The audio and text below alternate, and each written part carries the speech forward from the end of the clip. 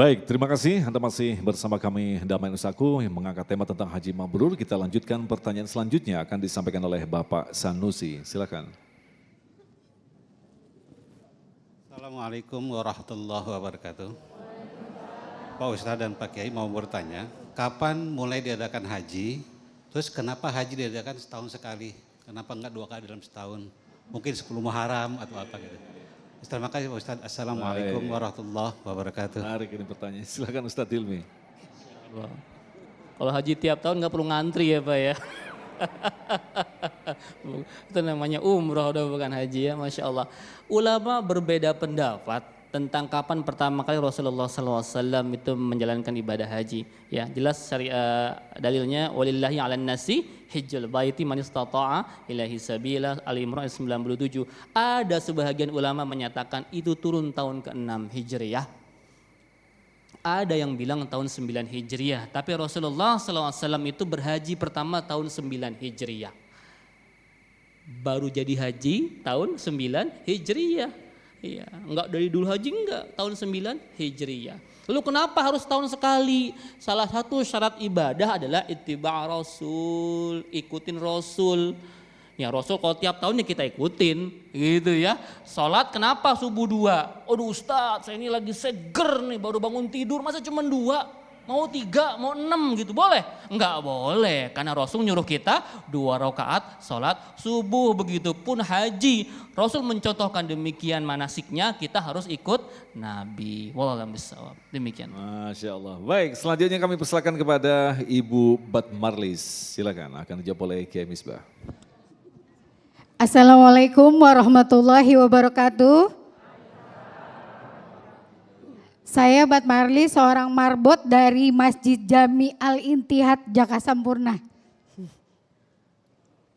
Yang mau saya bertanyakan, bagaimana bila seorang wanita mendapatkan datang bulan haid dalam haji, itu sah atau tidak? Terima kasih Pak Ustadz. Waalaikumsalam warahmatullahi wabarakatuh. Allah wabarakatuh. Ya yang harus jawab ini. Hiburan Pak Ustadz. Baik, Ibu catat ini, Al-Hajju Arafah. Haji itu yang penting di Arafah, wukuf di Arafah. Kalau yang lain itu bisa digantikan kalau memang darurat. Sedangkan wukuf di Arafah itu tidak diharuskan punya wudhu. Beda dengan tawaf. Jadi Al-Hajju Arafah, saking pentingnya itu Ibu. Orang yang sedang melaksanakan ibadah haji walaupun sakit, pas wukuf digotong, pas wukuf dianterin ambulan walaupun berhenti sejenak. Saking pentingnya Arafah. Karena itu kalau dijawab sederhana, apakah sah hajinya? Ya sah. Demikian. Ustadz Helmi ada yang mau ditambahkan silakan.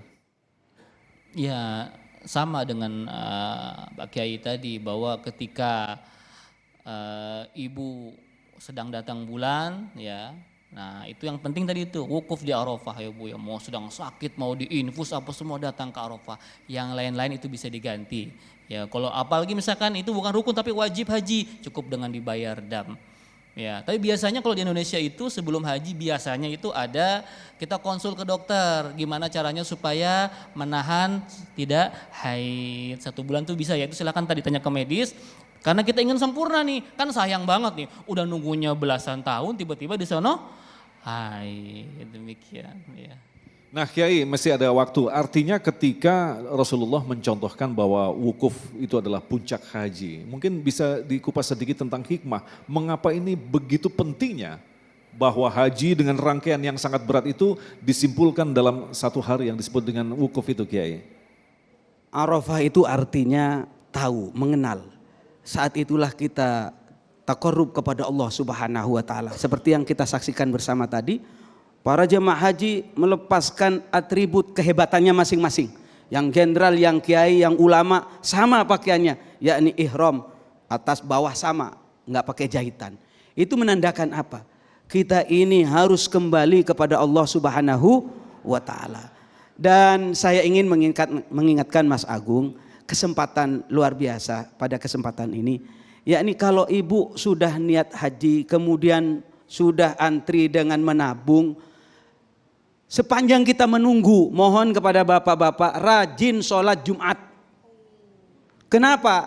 Karena sholat Jumat itu adalah hajjul fuqara wal masakin. Hajinya orang fakir, hajinya orang miskin. Kalau kita ingin mendapatkan pahala daripada haji ya sholat Jumat. Ibu-ibu nggak bisa sholat Jumat, ingat ada sebuah hadis. Apa yang disampaikan oleh beliau benar? Ada hadis yang lain. Kalau bapak-bapak, ibu-ibu pagi-pagi ada niatan ingin menolong orang lain. Menolong orang yang terzalimi. Ada orang kelaparan, kita kasih makan. Kalau niat semacam itu, maka dia akan dicatat sebagai orang yang melaksanakan ibadah haji mabrur.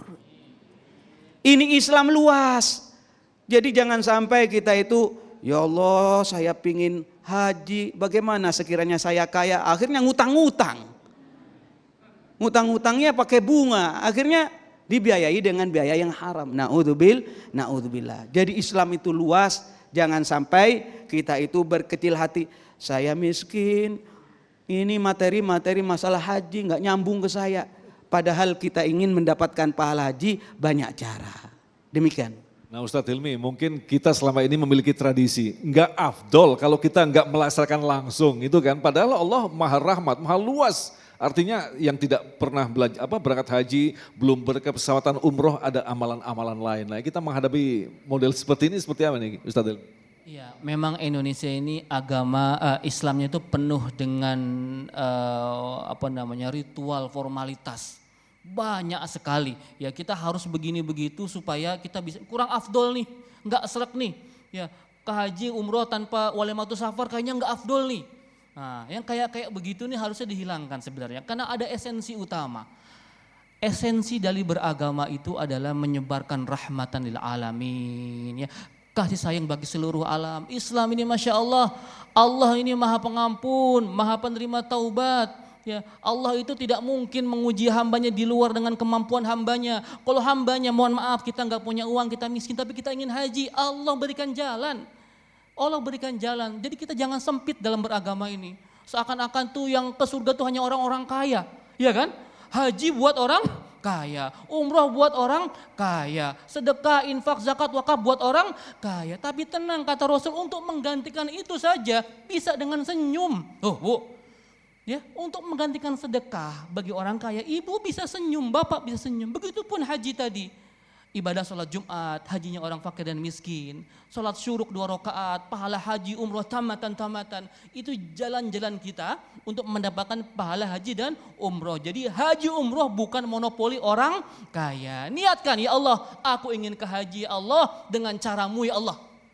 Bukan dengan cara manusia. Kalau kita mikirkan banyak nih, begini begitu, tapi Allah punya cara. Insya Allah saya doakan semua yang hadir di sini dapat melaksanakan ibadah haji dan umroh dan menjadi haji yang mabrur. Amin ya rabbal alamin. Terima kasih guru-guru yang kita cintai, Kiai Misbah dan Ustadz Hilmi yang telah memberikan satu ilmu yang sangat luar biasa sekali yang insya Allah semakin menambah keyakinan kepada kita bahwa kita bisa saja dimampukan oleh Allah. Jangan pernah mengatakan saya tidak mampu. Allah yang memiliki segalanya. Insya Allah kita termasuk orang yang dimampukan untuk melaksanakan ibadah haji ataupun ibadah umroh di tahun-tahun yang akan datang.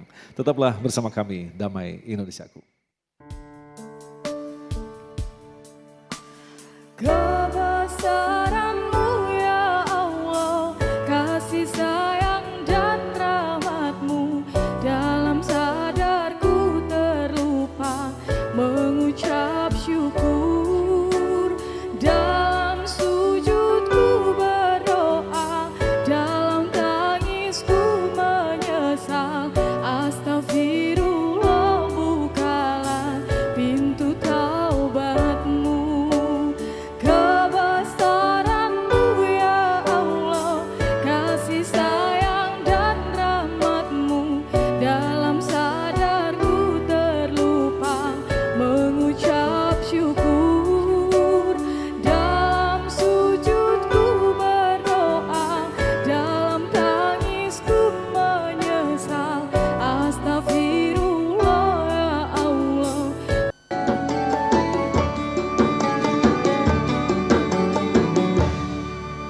Demikian pemirsa yang dirahmati Allah, Damai Indonesiaku untuk kesempatan hari ini, dan insya Allah besok di Ahad Damai Indonesiaku akan tampil dalam Damai Indonesiaku spesial Idul Adha yang akan disampaikan oleh Ustadz Kiai Haji Sarip Manaji dan Ustadz Soleh Mahmud serta tausiah dan doa dari Kiai Haji Khalil Nafis dari Makkah Al-Mukarramah.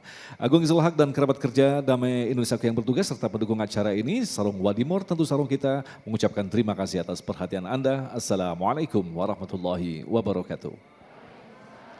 Mari kita berdoa memohon kepada Allah keselamatan untuk diri kita, keluarga kita dan bangsa kita yang tercinta ini. Bismillahirrahmanirrahim. Alhamdulillahirabbil alamin. Wassallallahu ala sayyidina Muhammad wa ala ali sayyidina Muhammad. Allahumma ja'al jam'ana hadza jam'an marhuma. Ya Allah, jadikan pertemuan ini pertemuan yang membawa rahmat. Wa tafarruqana min ba'dihi tafarruqan ma'suma. Jadikan perpisahan dari tempat ini perpisahan yang terjaga dari segala mara bahaya dan dosa. Wala taj'al fina syaqiyya wala mahruma ya arhamar rahimin. Ya Rabbi ballighna nazuruh. Berikan ya Allah kemudahan untuk berziarah ke Mekah wal Madinah al Munawwarah, bisa berziarah kepada Nabi Muhammad sallallahu alaihi wasallam. Rabbana atina fid dunya hasanah wa fil akhirati hasanah wa qina adzabannar. Walhamdulillahi rabbil alamin.